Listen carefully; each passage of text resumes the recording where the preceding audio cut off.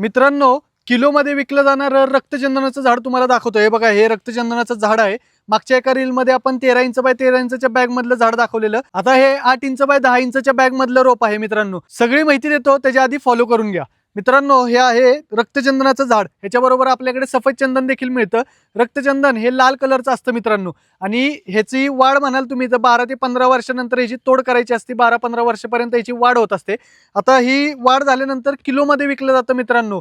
हे जे झाड आहे पूर्णपणे तयार झाल्यानंतर त्याचं 25 किलोपर्यंत वजन जातं मित्रांनो. 10 बाय 10 वरती लागण करायची. एका एकरामध्ये 400 ते 450 रोपं बसतात मित्रांनो. ह्याच्यापासून लाखो रुपयांचं आपल्याला उत्पन्न होऊ शकते. 12 ते 15 वर्षानंतर मित्रांनो याची तोड करायची.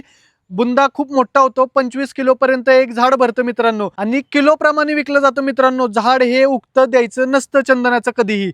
आता सफेद चंदनाचा आतमध्ये गाभा तयार होतो, त्याच्यासाठी ते कधी कधी उगतं देखील घेतलं जातं मित्रांनो, कारण त्याच्यावरच्या सगळ्या साली वगैरे काढून टाकून आतला गाभा फक्त घेतला जातो.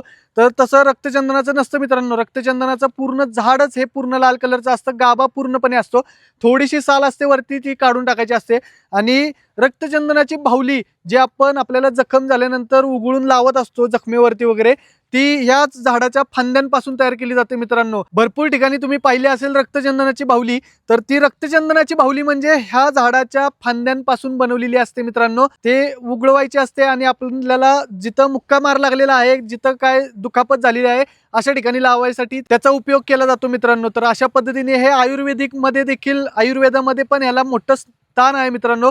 अशा पद्धतीचं हे रक्तचंदनाचं झाड आपल्याकडे छोट्या साईज मध्ये देखील अवेलेबल आहे. हेच तुम्हाला या व्हिडिओच्या माध्यमातून दाखवायचं होतं. व्हिडिओ आवडला असेल तर लाईक आणि कमेंट करायला विसरू नका. तशाच पद्धतीने जास्तीत जास्त व्हिडिओ शेअर करा तुमच्या मित्रमैत्रिणींपर्यंत, जेणेकरून त्यांना देखील समजेल की हे रक्तचंदनाचं झाड शैलेश नर्सरीमध्ये अवेलेबल आहे. शैलेश नर्सरीमध्ये मिळतं.